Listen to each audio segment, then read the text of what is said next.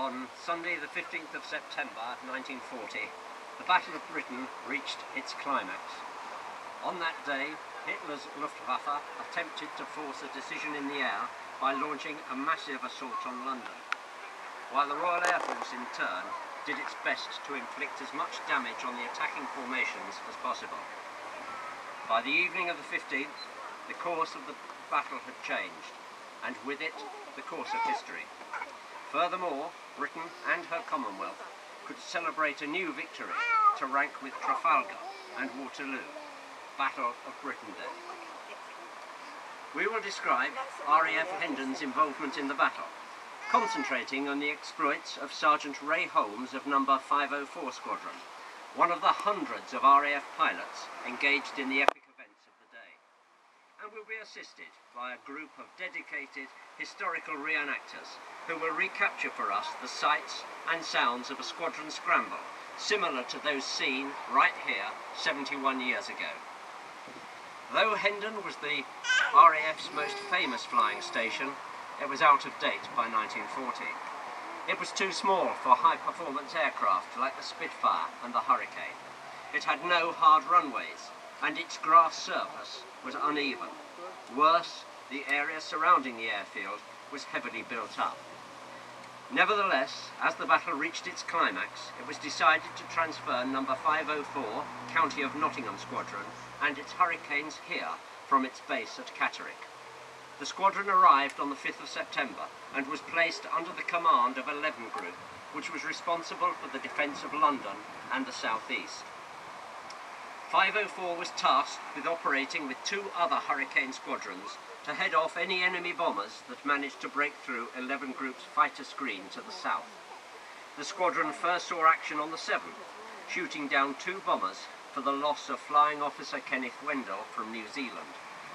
4 days later, 504 suffered its second casualty when Pilot Officer Arthur Clark was killed in combat over the Kent coast. At dawn on Sunday the 15th of September, the pilots of 504 were brought to readiness. They made the usual pre-flight checks on their Hurricanes and were then stood down. The weather was fine and clear, and enemy raids were expected, but the radar stations dotted around Britain's coastline reported nothing. The pilots returned to their dispersal area and settled down to await instructions. One of these pilots was a likeable 26-year-old Merseysider by the name of Sergeant Raymond Towers Holmes.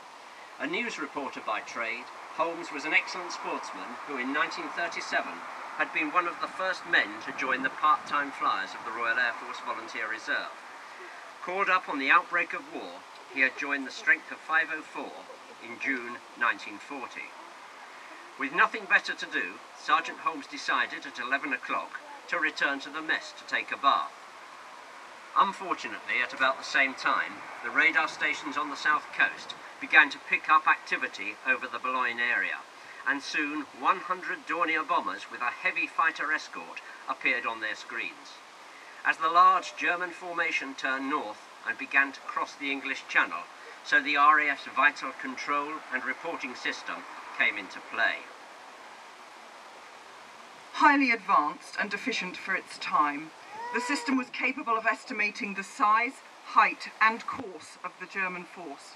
This information was passed at once from the radar stations and observer call posts engaged to the operations or ops room at Fighter Command's headquarters at Bentley Priory.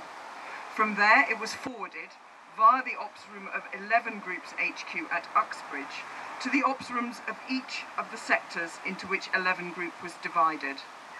The ops room for Sector Z, which covered North and West London and which included Hendon, was at Northolt. It's represented here behind me. This information, still only minutes old, was fed into the ops room and plotted on the table by the WAF staff. These highly skilled airwomen communicated with the stations and squadrons under their control, keeping them abreast of developments and passing on orders from Group HQ.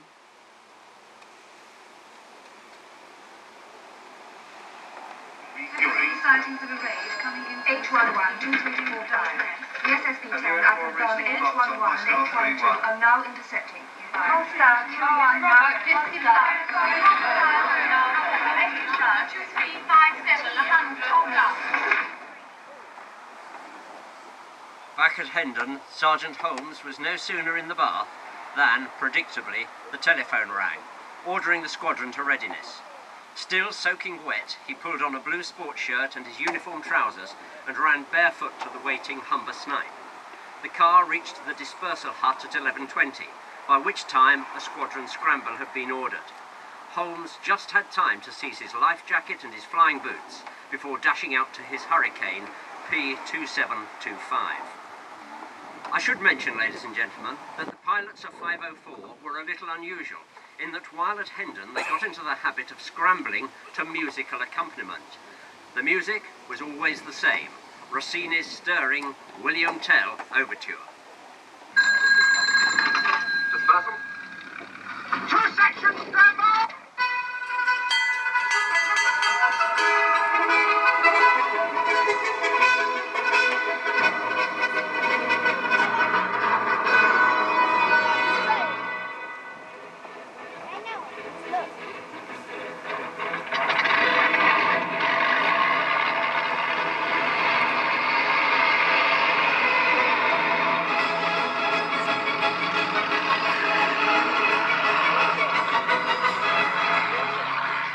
The squadron was airborne in 4 minutes and 50 seconds and was directed by Northolt to join forces with number 257 Squadron at 15,000 feet over North Weald. As the German raiders were inland and could no longer be picked up on radar, the control system now relied on reports from observer corps posts, anti-aircraft gun units, and the squadrons already in the air